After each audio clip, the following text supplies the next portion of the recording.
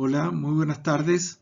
Soy el doctor Alberto Fierro de Clínica Las Condes y les voy a tratar de dar una visión de conjunto de las bases fisiopatológicas del trasplante de órganos sólidos. El sistema inmune ocupa un rol muy preponderante en el trasplante de órganos, de manera tal que también podría llamarse inmunología o inmunobiología del trasplante. Los objetivos de esta presentación son tres. Primero es describir los principales componentes y mediadores del sistema inmune que sean relevantes en trasplante de órganos sólidos. Segundo, describir las principales formas de rechazo y sus componentes, señalar las formas de prevención y tratamiento del rechazo. Para eso hemos dividido esta clase en dos partes. La primera sobre las bases fisiopatológicas, la segunda sobre el rechazo clínico, sus formas de prevenirlo y tratarlo. No tengo conflictos de interés relevantes fuera de los que se mencionan en la diapositiva. El primer concepto que quiero transmitirle es que el trasplante se inicia con un acto inflamatorio muy potente. Esto tiene varias razones, tanto en el donante como en el órgano a trasplantar y en el receptor. En el donante a menudo vamos a tener un donante fallecido, es decir, que ha tenido muerte cerebral que se acompaña de la producción de vasoconstrictores. Se acompaña a menudo en el donante también de hipotensión y paro cardíaco, y dependiendo de las condiciones particulares de la donación, puede acompañarse de sepsis y otras condiciones asociadas a inflamación e hipoxia, como efecto de algunos medicamentos, por ejemplo. En el órgano a trasplantar, cuando el órgano es procurado, el órgano es perfundido con una solución fría y ahí comienza entonces a correr lo que se llama la isquemia fría. La isquemia caliente es cuando el órgano se pone en el interior de la cavidad del receptor y comienza entonces a trabajarse en la anastomosis para perfundir el órgano con la sangre del receptor. A eso se le llama isquemia caliente. Y por último, factores dependiendo del receptor. El acto quirúrgico es también un acto inflamatorio, aunque sea estéril. Incluso con la mejor de las compatibilidades, el acto quirúrgico es un acto inflamatorio. A menudo puede acompañarse también de inestabilidad hemodinámica y por último, al perfundir el órgano trasplantado, entra una cantidad enorme de oxígeno que produce también entonces una inflamación por isquemia y reperfusión del órgano con oxígeno. Esta inflamación producida por la isquemia y reperfusión del órgano tiene varias consecuencias negativas. Uno, aumenta la función retardada del injerto, es decir, el injerto en el caso del riñón puede demorar varios días, incluso hasta un par de semanas, en partir realmente su función. Segundo, activa el sistema inmunológico de manera tal de que se facilitan procesos como el rechazo agudo del órgano. Tercero, se asocia a disfunción crónica del injerto en el largo plazo y de esa forma disminuye la sobrevida del injerto también en el largo plazo. Esta diapositiva, una clásica, sacado de una clásica presentación de Gerhard Opels, muestra cómo los diferentes tiempos de isquemia fría condicionan la sobrevida del injerto en el largo plazo. Ustedes ven que en la parte superior de la curva, es decir, los órganos que sobreviven más tiempo en trasplante renal, son aquellos que tienen isquemia fría menores a 24 horas. Y sobre 25 horas, sobre 37 horas y sobre 48 horas, la sobrevida de los órganos se hace muy reducida. Y esto está mostrado en este ejemplo que incluye más de 80.000 trasplantes renales. La isquemia tiene como consecuencia la depresión de ATP y la acidosis metabólica. La depresión de ATP hace que falle esa bomba fundamental para mantener el volumen celular y las estructuras celulares, que es la bomba de sodio y potasio. Esta bomba tiene que mantener el sodio en el extracelular y el potasio principalmente en el intracelular. Al fallar esa bomba entra cantidades de sodio importantes al interior de la célula y la célula se edematiza. Y esto permite también la entrada de calcio iónico, liberando enzimas y proteasas activadoras que en definitiva activan especies reactivas de oxígeno. Al mismo tiempo, la acidosis produce liberación de enzimas lisosomales, todo el conjunto de lo cual daña el citoesqueleto, va a liberar DNA y va a producir apoptosis y finalmente necrosis celular. A su vez, la reperfusión del órgano implica la entrada de cantidades enormes de oxígeno hacia el interior de la célula, lo que produce especies reactivas de oxígeno, especies que son parecidas al agua oxigenada, es decir, sustancias altamente destructivas que van a destruir también mitocondrias y van a producir daño celular, tanto en el citoesqueleto como en la membrana celular, liberar DNA, inducir apoptosis y necrosis. La normalización del pH de la acidosis a la normalización va a producir un aumento de la entrada de calcio iónico, lo cual activa también proteasas y va a aumentar la inflamación. Y esto me parece una forma razonable de ordenar lo que estamos viendo. En la parte superior vemos la activación de programas de muerte celular, entre ellas la apoptosis, necrosis, la necrosis regulada y la autofagia. En la parte inferior vemos disfunción endotelial, aumento de la permeabilidad vascular, vasoconstricción y la facilitación de la adherencia y la transmigración de leucocitos. En la parte izquierda de la diapositiva vemos la activación del sistema inmune innato y adaptable. Ahora, cada una de estas partes las vamos a ver un poquitito más en detalle. La necrosis implica la producción de DAMPs, esto es, patrones moleculares asociados a daño. Entre ellos están las proteínas de shock térmico, está el DNA, RNA, el ATP y otras moléculas que se citan aquí como ejemplo. Estas, lo mismo que las alarminas, que son parte de lo que se llama el inflamasoma, implican moléculas como interleuquina 1, interleuquina 33, son sensadas por receptores de reconocimiento de patrón, Pattern Recognition Receptors. Estos Pattern Recognition Receptors son los Toll-like receptors, TLR, son los receptores de lectina de tipo C, son los NOD-like receptors y otros, que tienen función principalmente activadora, pero algunos de ellos también tienen una función reguladora. Los Toll-like receptors son los mejor estudiados de los Pattern Recognition Receptors. En esta diapositiva ven ustedes un listado de DAMPs, Damage Associated Molecular Patterns, y sus receptores.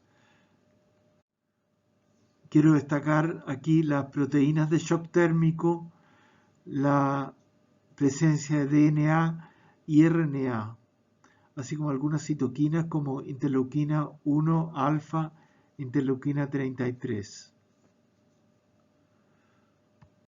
Aquí tienen ustedes un ejemplo de cómo las proteínas de shock térmico 60, 70 y LDL oxidado tienen un ligando en CD14 que forma un complejo con Toll-like receptor 4 y con Toll-like receptor 2, produciendo la endocitosis celular de este complejo y la activación de NF-κB. La activación de NF-κB va a tener múltiples consecuencias en lo que es la activación celular. Va a aumentar la expresión de HLA, va a activar complemento, va a inducir la producción de proteína C reactiva, va a inducir la producción de interleuquina 1 y TNF-alfa y de moléculas como E-selectina e ICAM. A diferencia de la necrosis, en la apoptosis, en el fenómeno de la apoptosis, se producen vesículas apoptóticas. Estas vesículas son fagocitadas por macrófagos y normalmente no se liberan proteínas al extracelular propiamente tal, en forma tal de que las vías de la apoptosis son mucho menos inflamatorias que la necrosis. La apoptosis puede gatillarse por fenómenos extracelulares o vía extrínseca o fenómenos intracelulares o vía intrínseca. El extracelular es activado por el ligando de Fas o TNF-alfa, mientras que la vía intrínseca de la apoptosis es gatillada por el daño al DNA o por hipoxia, lo cual conduce a la formación de un apoptosoma y a la activación de diversas caspasas en un proceso complejo. La autofagia consiste en que la célula puede censar la disponibilidad de nutrientes y si estos no están disponibles, entonces utilizar proteínas celulares como nutrientes. La autofagia se regula por dos moléculas principalmente. Una es AMP Activated Kinasa, en verde a la izquierda arriba, y la molécula Mammalian Target of Rapamycin, mTOR, de los cuales una de ellas, esta se compone en tres moléculas distintas, pero una de ellas, mTORC1, es la molécula crítica en la producción de autofagia. Esta molécula censa si existen nutrientes o no existen. Cuando existen nutrientes, mTOR, en este caso mTORC1, se mantiene activado, lo que permite una transición normal del ciclo celular. Cuando ello no ocurre y no existen los nutrientes en abundancia, entonces se activa AMP Activated Kinasa y este AMP Activated Kinasa conduce a la formación de un autofagosoma, es decir, en este caso la membrana celular encierra proteínas, entre ellas lisosomas, para producir un autolisosoma. Y este autolisosoma con todas sus proteínas es finalmente utilizado como un nutriente para la sobrevida de la célula. Otra de las consecuencias de la isquemia y reperfusión es la activación endotelial. Y este gráfico lo encontrarán ustedes muchas veces.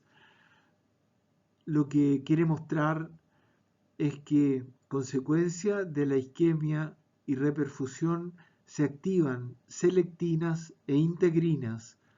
Estas selectinas e integrinas permiten que los leucocitos se adhieran al endotelio,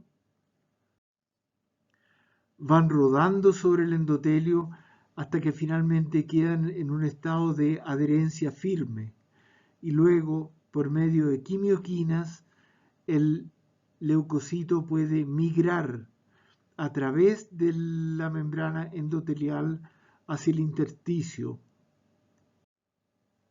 y donde va a producir inflamación, ya sea por fagocitosis, ya sea por la producción de citoquinas o por la producción de NETs, que ya vamos a ver qué significan. Entonces, estamos viendo que el daño por isquemia y reperfusión activa la respuesta inmune por varias vías. Una es por la vía de que los DAMPs activan Pattern Recognition Receptors. Segundo, por la vía de la activación endotelial. Y ahora vamos a ver cómo actúa el complemento, las vesículas extracelulares, algunas de ellas llamadas exosomas, y las células dendríticas y el sistema inmune adaptable. Entonces veamos el sistema de complemento. El sistema de complemento tiene tres vías de activación que convergen las tres en el cleavaje de la molécula C3.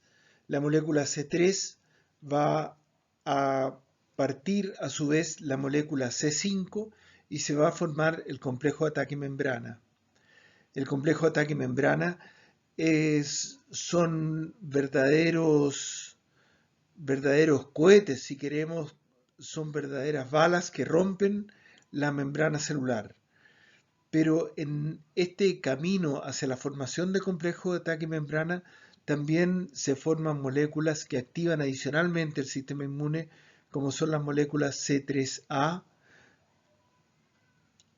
y C5A, que son, digamos, parte del C3 y el C5 luego de ser clevado. El sistema se activa por tres vías distintas: la vía clásica, la vía alterna y la vía de las lectinas.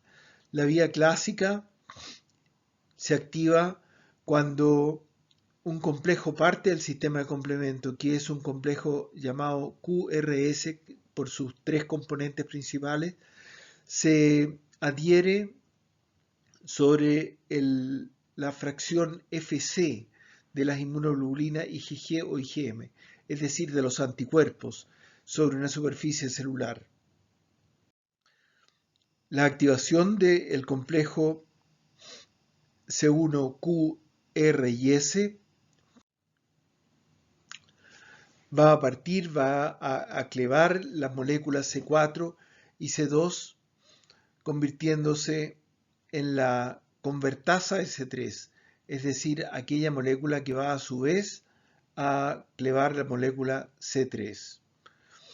La vía alterna es una vía que está normalmente activada a un bajo nivel y que requiere la presencia de moléculas inhibidoras del complemento en forma permanente para que esta vía no se amplifique en forma descontrolada.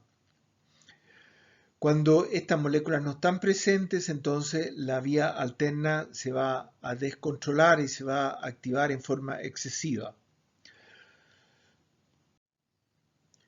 Pero también se puede activar por la producción de C3b, o sea, al partirse C3 por cualquiera de las otras vías, sea la vía clásica o la vía de las lectinas, se va a producir C3b, que es como el sustrato de la convertasa de C3 de la vía alterna.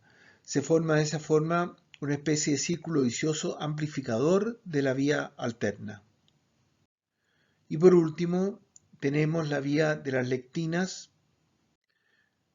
La vía de las lectinas tiene la función principal de censar residuos de carbohidratos que están presentes en algunas moléculas o también en la superficie de bacterias o virus, pero también censan moléculas como algunas que son parte de las que se llaman lectinas de tipo C. Una de ellas muy relevante que se llama colectina 11. Esta colectina 11 es producida en el riñón y específicamente en los túbulos renales, especialmente después de el daño por isquemia y reperfusión. Y actualmente se piensa que el complemento tiene importancia en el daño por isquemia y reperfusión, especialmente por la vía de las lectinas, mediado por la sobreproducción de colectina 11.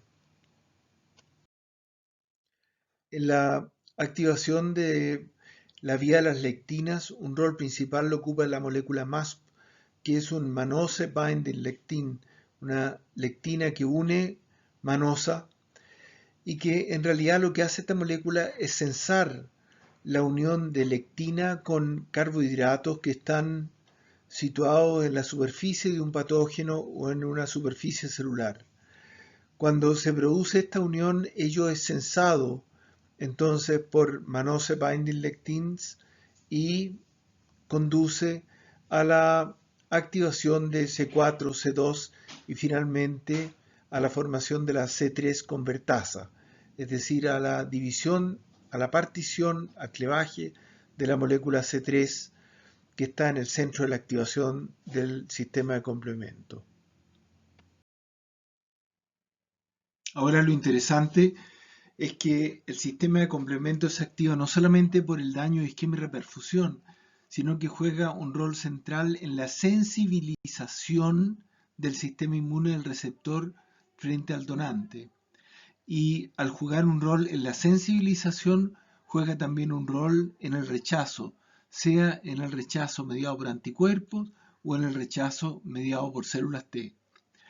Para los que estén interesados en revisar este tema con mayor profundidad, les recomiendo este artículo que señalo aquí abajo que, digamos, trata al complemento y el trasplante de órganos en forma bastante profunda y relativamente actualizada.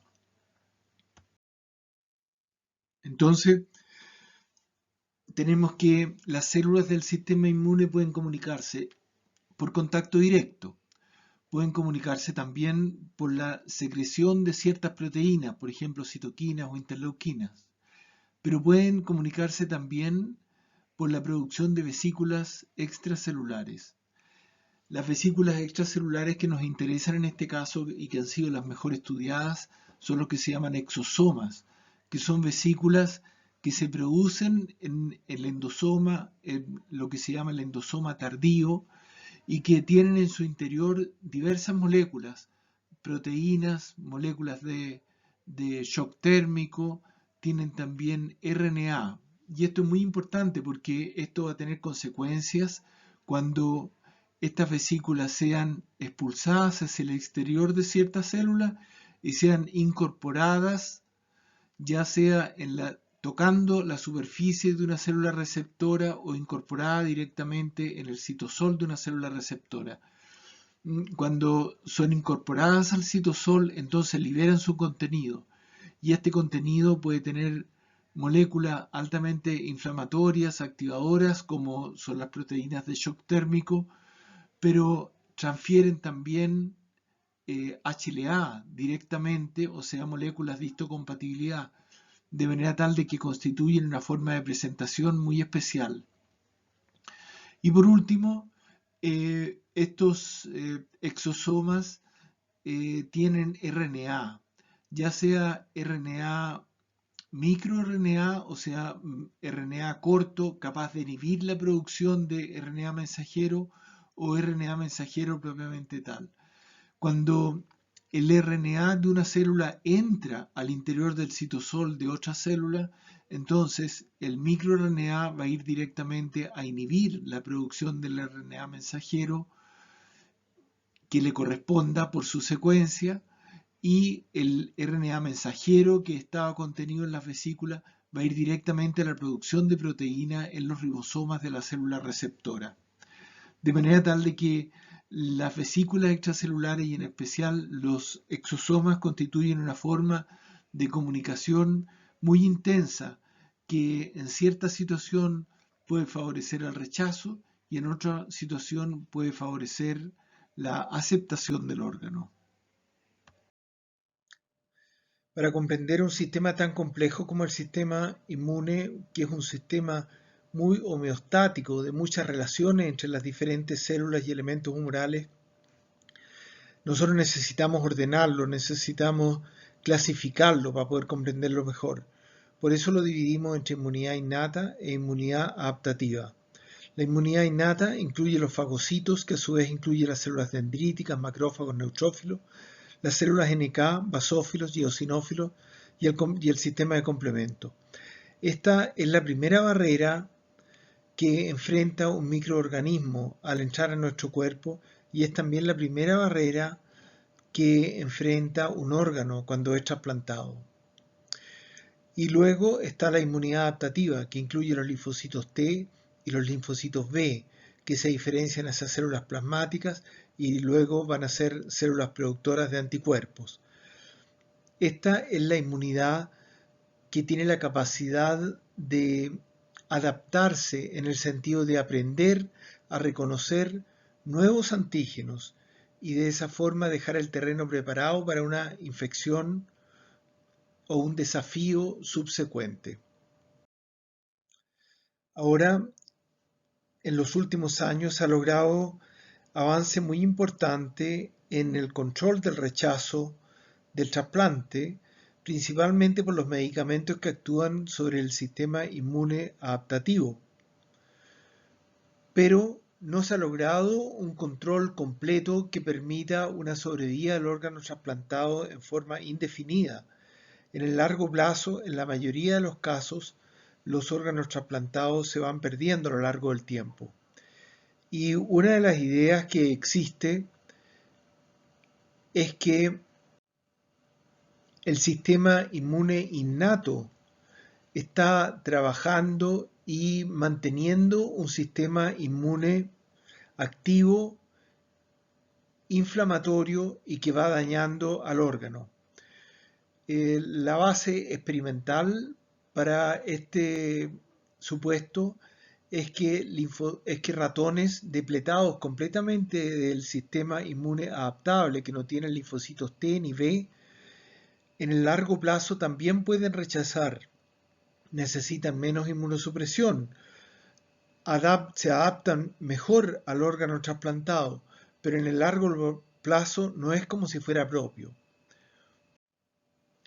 Y lo que sucede es que células del sistema inmune innato también son capaces de reconocer en cierta medida lo propio y lo extraño. Como fundamento quiero mostrarles brevemente este trabajo del investigador Fadi Lakis,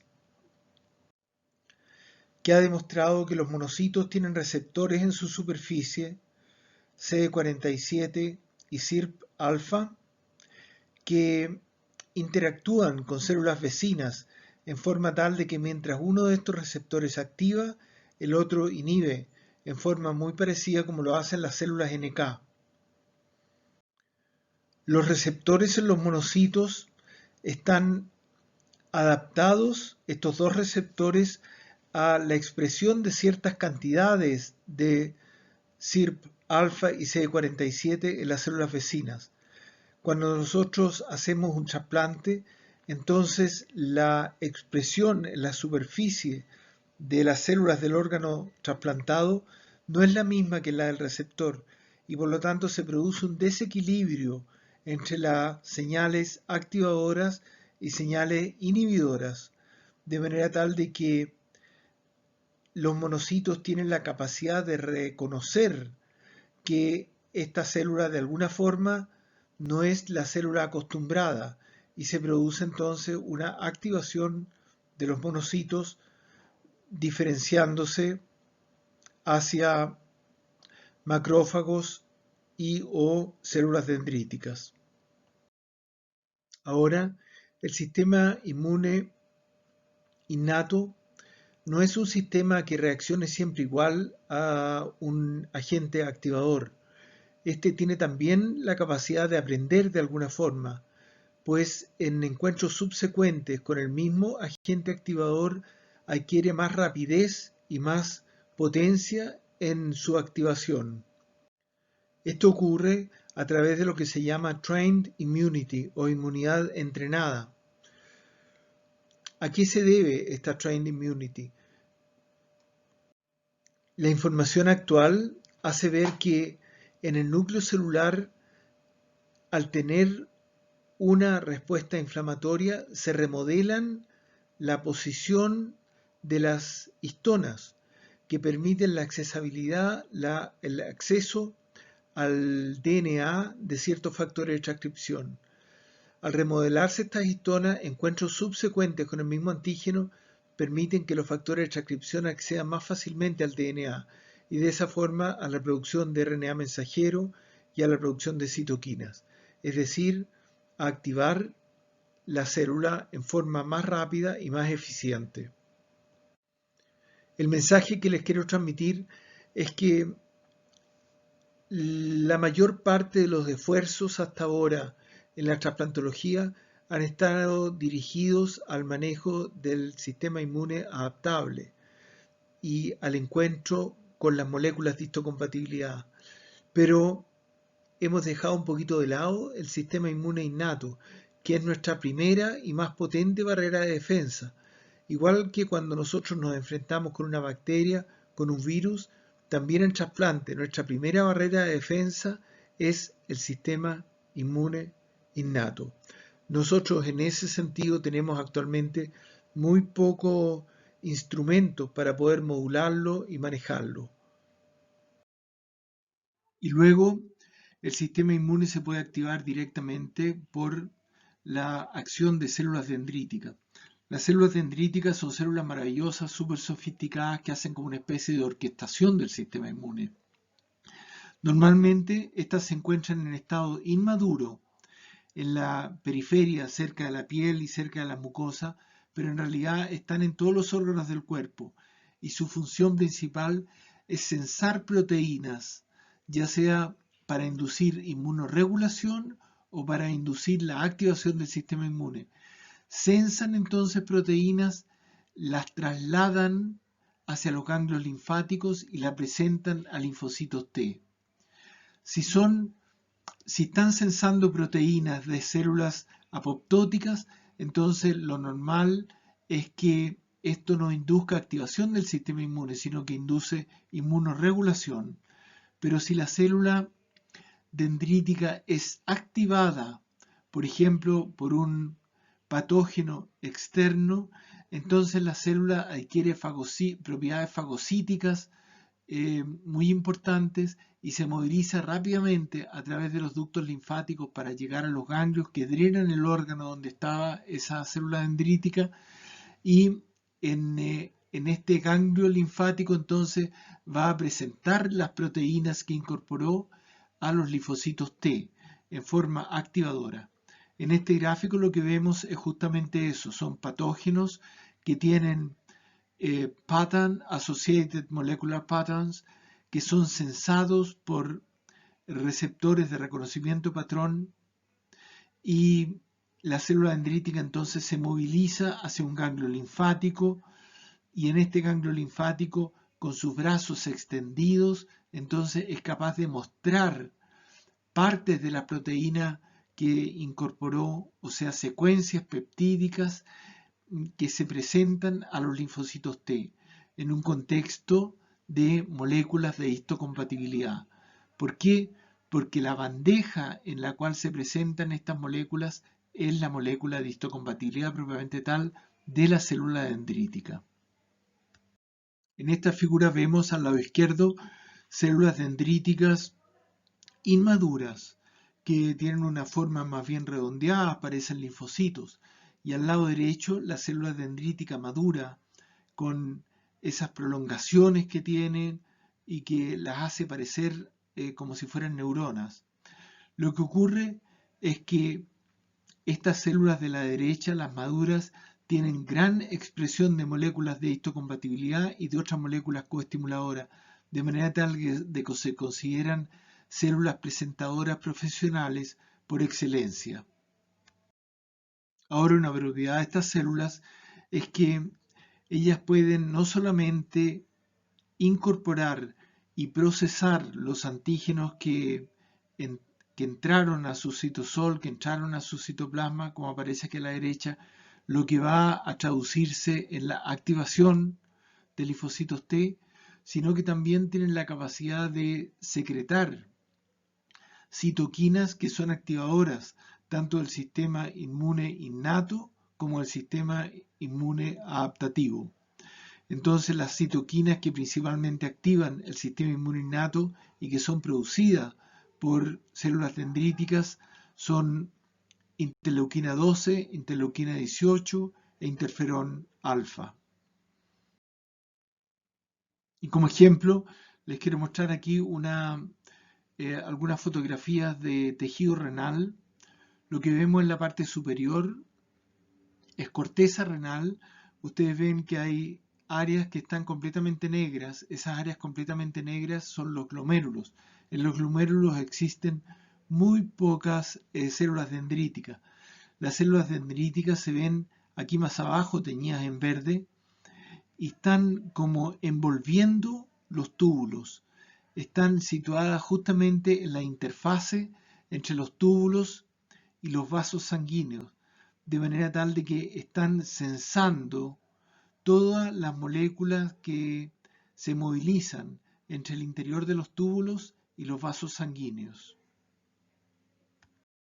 Y lo que hace la célula dendrítica es incorporar proteínas en cierto contexto, en un contexto inmunoregulador o en un contexto activador, y luego presentarlo a linfocitos T en ese mismo contexto, ya sea regulador o ya sea activador. Y para presentar la cadena peptídica producto de esas proteínas, lo que hace es presentarla, pero en un contexto que significa la presentación en una molécula de histocompatibilidad. O sea, parte la proteína, la divide en aminoácidos de cierto tamaño y luego lo presenta en las moléculas de histocompatibilidad que en el humano se llaman HLA, Human Leukocyte Antigen. Y aquí yo quise hacer como una analogía. Si nos imaginamos que el plato de arriba a la izquierda es una molécula de histocompatibilidad de clase 1, está presentando, en este caso, una secuencia peptídica corta, típica de las que se presentan en moléculas de histocompatibilidad de clase 1, o sea, A o B, HLA A o B. Y al lado derecho, arriba, vemos entonces un plato distinto, porque esta ya es una molécula de histocompatibilidad de clase 2 que presenta péptidos más largos. Las moléculas de histocompatibilidad son en realidad como una canoa más corta y más chica para las moléculas de clase 1 y una canoa más larga y abierta por sus puntas para incorporar secuencias de aminoácidos más largos en las moléculas de clase 2.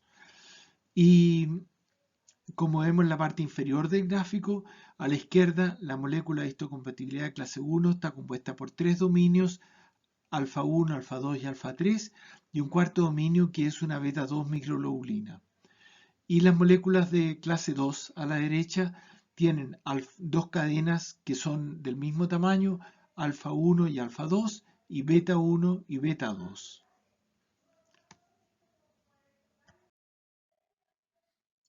Ahora, normalmente las moléculas de histocompatibilidad de clase 1 presentan moléculas que han sido producidas dentro de la célula misma, o sea, proteínas endógenas. En este caso, por ejemplo, si tenemos un virus que invade una célula, este virus se incorpora al DNA o al RNA de la célula en la cual se incorporó y va a producir luego proteínas. Esas proteínas que se producen del virus son las que van a ser presentadas en el HLA o molécula de histocompatibilidad de clase 1. Ahora, un punto muy importante es que las moléculas de histocompatibilidad de clase 1, A y B, se expresan en todas las células del cuerpo, es decir, no solamente en las células del sistema inmune, sino que en todos los endotelios vasculares, en los epitelios celulares, etc. A diferencia de estas, las moléculas de histocompatibilidad de clase 2 solo se expresan en ciertas células que se llaman células presentadoras profesionales y pueden ser inducidas, o sea, pueden llegar a expresarse también en otras células del cuerpo luego de la activación de esas células. Eso es lo que ocurre en los endotelios vasculares. Entonces, para tratar de fijar ciertos conceptos, las moléculas de histocompatibilidad de clase 1 se expresan en todas las células del cuerpo humano, presentan principalmente antígenos endógenos, o sea, proteínas producidas en la misma célula donde se produce esta molécula de histocompatibilidad. Y una tercera característica es que la forma principal de presentación está ligada a linfocitos T CD8, es decir, de tipo citotóxicos. Las moléculas de histocompatibilidad clase 1 son especiales para ser leídas por linfocitos T CD8. A diferencia de las primeras, las moléculas de histocompatibilidad de clase 2 no presentan normalmente moléculas producidas dentro de las células, sino que moléculas que provienen directamente del exterior, que han sido degradadas, partidas en los lisosomas de la célula donde entró esta proteína y luego es conjugada esta proteína y puesta, digamos, en el centro de la molécula de histocompatibilidad clase 2. Estamos hablando de P, de Q, de R. Ya les decía que estas moléculas de clase 2 se expresan constitutivamente, o sea, siempre en células presentadoras llamadas profesionales, como son las células dendríticas, los linfocitos D y células del linaje de monocitos macrófagos. También se expresan en otras células cuando estas son activadas, como es el caso del endotelio vascular, y presentan principalmente antígenos exógenos, es decir, antígenos endocitados a la célula.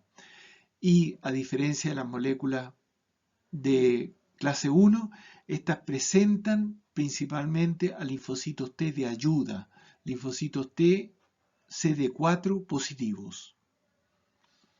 Esto tiene mucha importancia porque los linfocitos T CD4 son linfocitos principalmente productores de citoquina, mientras que los linfocitos T CD8 son principalmente productores de moléculas citotóxicas, productores de perforinas y gram-sima.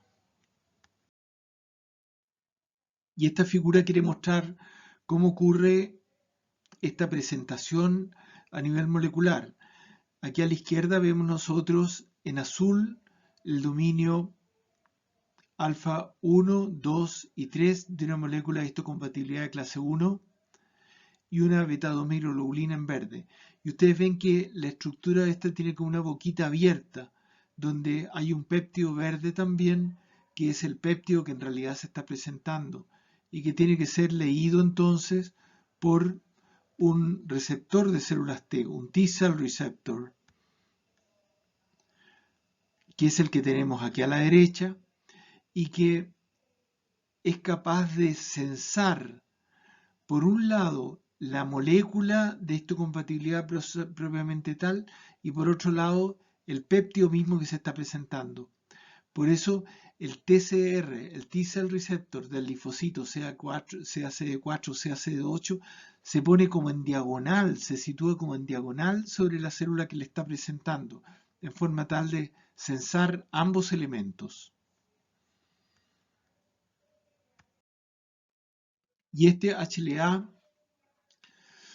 está codificado, es decir, los genes que van a producir la proteína que constituye la molécula de histocompatibilidad están localizados en el cromosoma 6.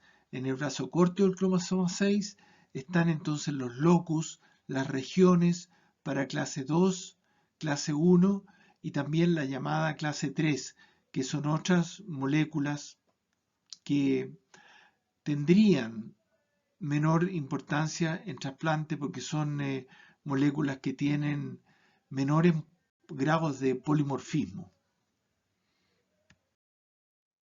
Y aquí ven ustedes cómo la relevancia que tiene el HLA, la molécula de histocompatibilidad, en el resultado del trasplante a largo plazo.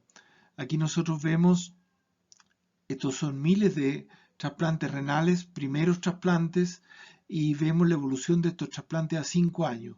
Vemos que la mejor sobrevida los tienen aquellos que tienen cero mismatch. Significa que no hay ninguna diferencia en el HLA, ninguna diferencia perceptible en el HLA del donante y el receptor.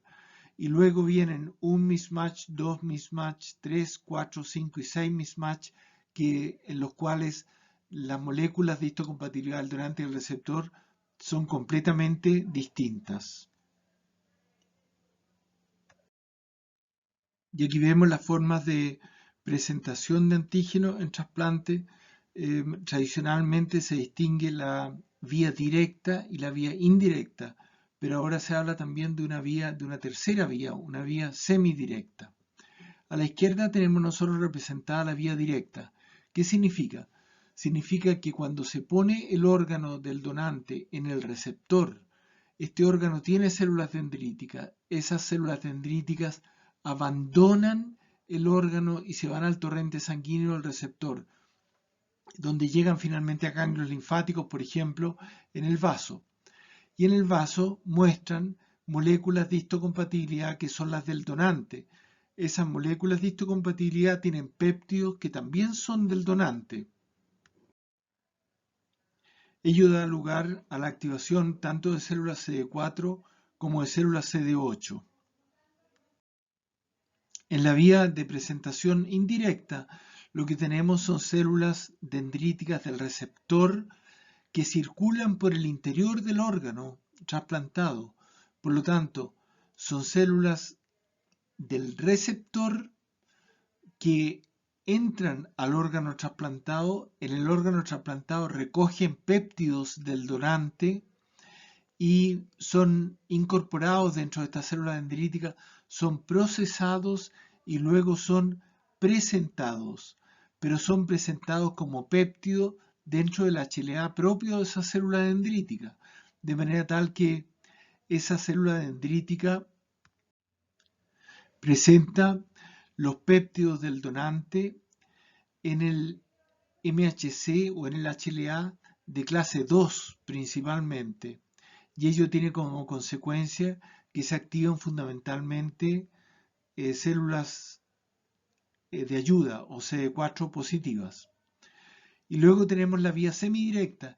La vía semidirecta consiste en que células dendríticas del receptor, lo mismo que en la vía indirecta, entra al órgano, pero en el órgano trasplantado recoge no solamente péptidos aislados, sino que recoge moléculas de histocompatibilidad completas, que son moléculas de histocompatibilidad del donante, y las muestra en la superficie de esta misma célula dendrítica, de manera tal que es como si fuera una vía directa.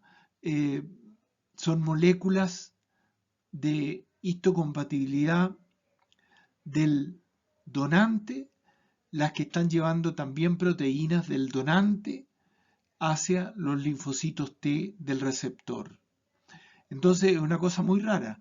Son células dendríticas del receptor que presentan moléculas de histocompatibilidad del donante con péptidos del donante a linfocitos T del receptor. Estos linfocitos T del receptor son principalmente linfocitos T CD8, pero también pueden ser CD4 porque la célula dendrítica no solo presenta MHC del donante, sino también lo propio de estas células dendríticas es el HLA propio del receptor. Y en ese caso va a activar a linfocitos T CD4 positivo. Esta es la vía semidirecta. Bien, la vía directa, esta que incluye a las células dendríticas del donante, esta solamente ocurre al comienzo del trasplante, mientras las células dendríticas del donante todavía están vivas. Pero con el tiempo, después de algunas semanas, estas células se extinguen y mueren, de manera tal de que en el largo plazo solamente persisten la vía indirecta y la vía semidirecta, que incluyen células dendríticas del receptor. ¿Y cuál es la importancia de esto?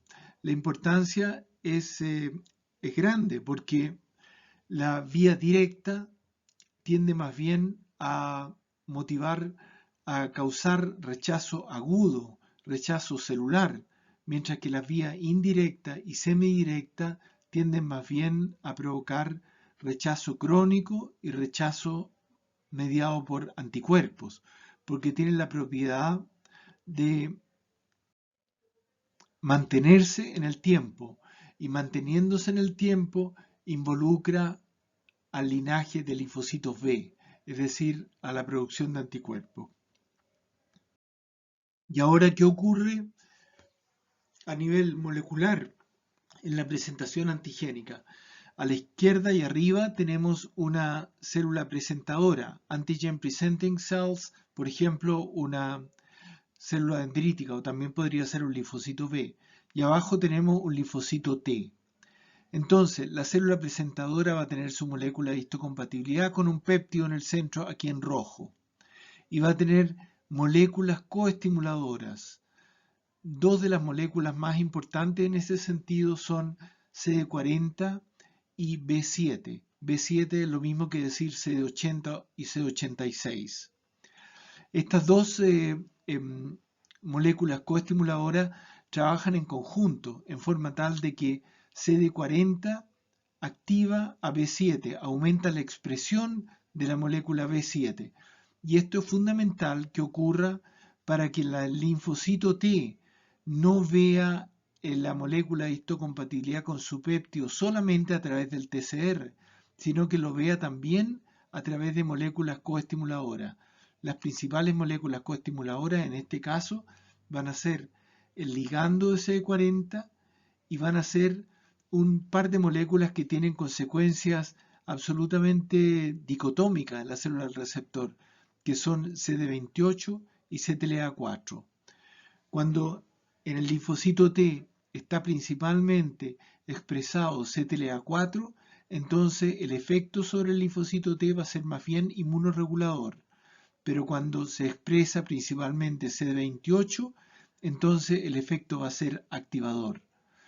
Ahora, lo interesante es que en el tiempo la proporción de estas moléculas va cambiando. Cuando se inicia la sinapsis inmunológica, principalmente se expresa la molécula CTLA4, con lo cual el linfocito T no se activa muy rápidamente. Pero luego de unas horas, entonces se sobreexpresa la molécula CD28, con lo cual el linfocito T sí adquiere actividad muy fuerte, muy importante. Ahora imaginémonos que estas moléculas coestimuladoras no existieran. Si no existieran o estuvieran bloqueadas y nosotros tenemos una célula presentadora que solo presenta a través del HLA y esto solo es sensado por el T-cell receptor, entonces lo que normalmente va a ocurrir con el linfocito T es que este va a ir a la apoptosis. De manera tal que para activarse el sistema inmunológico necesita no solamente la presencia del TCR, sino que la presencia de moléculas coestimuladoras, que son las que les he mencionado. Ahora, el concepto que me gustaría transmitir es que el sentido de todo esto es producir una activación en el linfocito T que va a traducirse en que se produzcan diversas citoquinas que pueden tener efecto activador sobre otros linfocitos T, sobre linfocitos B, o efectos reguladores de la respuesta inmune, o sea que la disminuyen. Entonces, las moléculas de histocompatibilidad, el TCR, y las moléculas coestimuladoras lo que hacen es gatillar una serie de señales que se transmiten hacia el núcleo celular. Y en el núcleo van a inducir entonces la activación de ciertos genes. Esos genes van a producir ciertos RNA mensajeros que a su vez van a producir ciertas proteínas.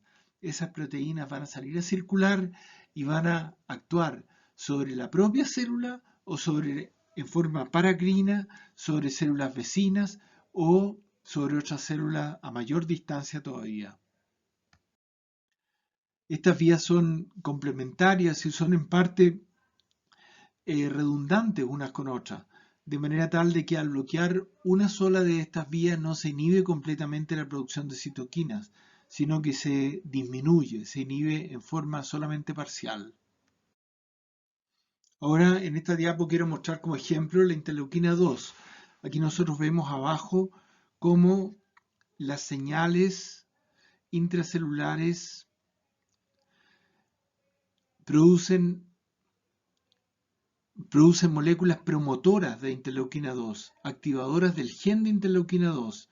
Este gen de interleuquina 2 va a producir la proteína de interleuquina 2 a la derecha y arriba, que sale hacia el exterior de la célula.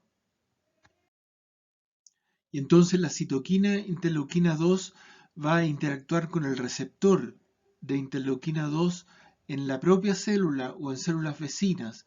Y esto va a gatillar una serie de señales que finalmente va a llegar a la activación de una molécula clave en la transmisión de señales y en la proliferación celular, que es el Mammalian Target of Rapamycin o mTOR. Y esta molécula es como una llave de paso que sensa no solamente factores de crecimiento como interleuquina 2, sino que sensa también la disponibilidad de glucosa, aminoácidos, insulina, para dar paso a la proliferación celular. Si este mTOR no está activado, la célula normalmente no cambia en su ciclo, sino que se queda pegada en el ciclo anterior.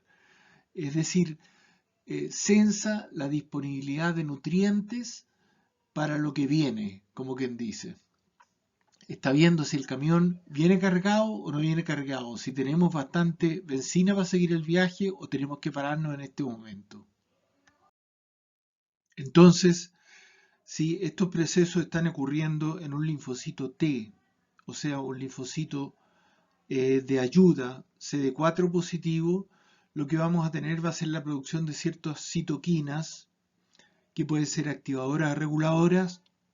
Normalmente vamos a tener expansión de linfocitos B. Estos mecanismos son también la base de la hipersensibilidad retardada, el DTH, Delayed Type Hypersensibility, que es la respuesta inmune que está en la base de la reacción, por ejemplo, del bacilo de la tuberculosis. Y también, dependiendo de qué citoquina se produzca, va a ser la base para fenómenos de inmunoregulación. Por ejemplo, si se está produciendo interleuquina 10, entonces vamos a tener más bien inmunoregulación y vamos a tener una tendencia a producir ciertos linfocitos B, pero no una respuesta inmune celular inflamatoria.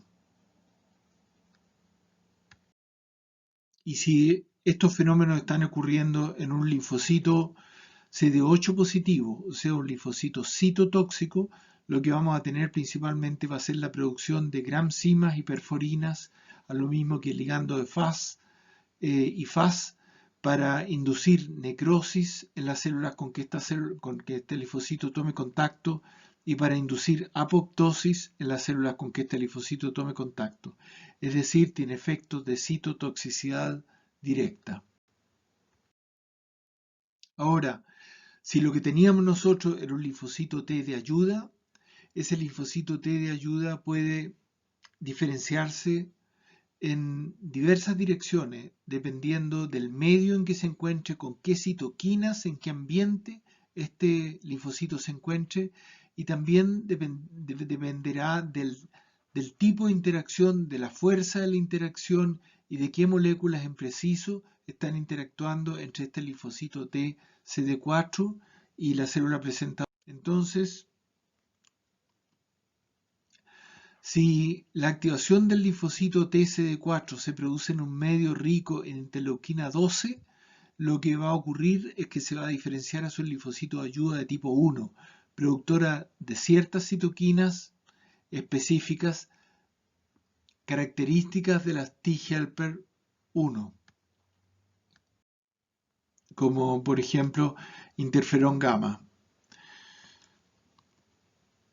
Si esto ocurre en un medio con interleuquina 4, entonces vamos a tener principalmente células que producen un patrón de citoquinas distinto. Por ejemplo, van a producir interleuquina 10, células llamadas T-helper 2.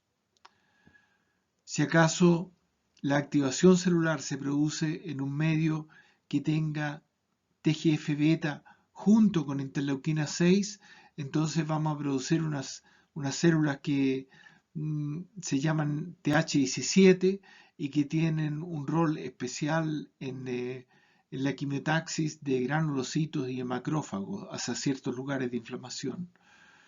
Y por último, si tenemos TGF-beta solo, vamos a inducir la producción de linfocitos T reguladores, o sea, linfocitos que tienen la propiedad de inhibir la respuesta inmune. Ahora, un rol muy importante que juegan los linfocitos T de ayuda, o sea, CD4 positivos, es que ellos contribuyen a la diferenciación de linfocitos B y a la producción, por lo tanto, de anticuerpos.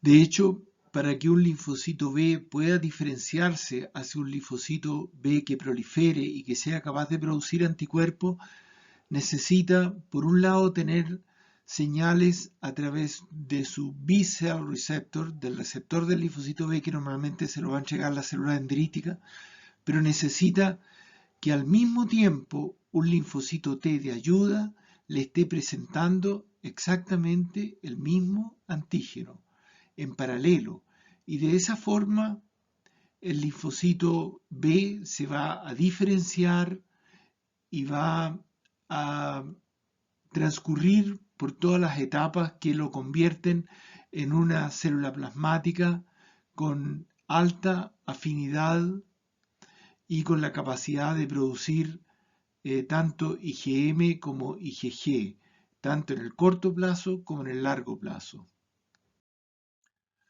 Entonces, para entregarles como una especie de estantería de armamentario un poquitito sobresimplificado de lo que es la activación linfocitaria, podríamos decir de que proteínas que provienen del interior de la célula, o sea, que se fabricaron en la célula, proteínas intracelulares, normalmente se expresan como péptido en moléculas de histocompatibilidad de clase 1, lo que va a activar principalmente linfocitos TCD8, es decir, citotóxicos,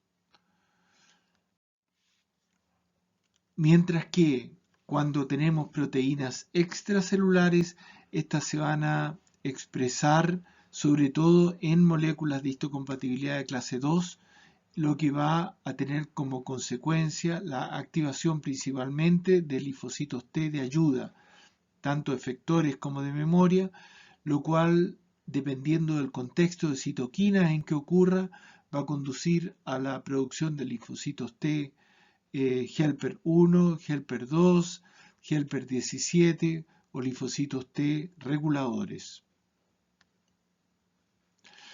Esto es como la estructura fundamental que uno tiene que comprender para entender finalmente desde el punto de vista clínico cómo ocurre y cuáles son las bases del trasplante de órgano y del rechazo, que es lo que vamos a ver en la próxima clase. Cómo interactúan todas estas, cómo se aplica esto en la medicina clínica. Por lo tanto, en esta primera parte podemos resumir que hemos visto los elementos iniciales que ocurren luego de un trasplante de órgano sólido, incluyendo la injuria por isquemia y reperfusión, de cómo los Damage Associated Molecular Patterns activan Pattern Recognition Receptors, cómo se produce la activación endotelial, cómo se activa el sistema de complemento, cómo se comunican las células por variadas formas, entre ellas por vesículas extracelulares, cómo se activan las células dendríticas y cómo se activa el sistema inmune innato y adaptable. En segundo lugar, vimos los principales elementos de presentación antigénica, destacando la importancia de la HLA y moléculas coestimuladoras, la producción de citoquinas y proliferación celular, y cómo esto se traduce todo en la activación del sistema inmune adaptable. Estos son los principios, es como quien dice, la cancha sobre la cual se desarrolla el trasplante de órganos sólidos. En la segunda parte Vamos a ver cómo estos principios que estamos revisando se aplican en la práctica clínica.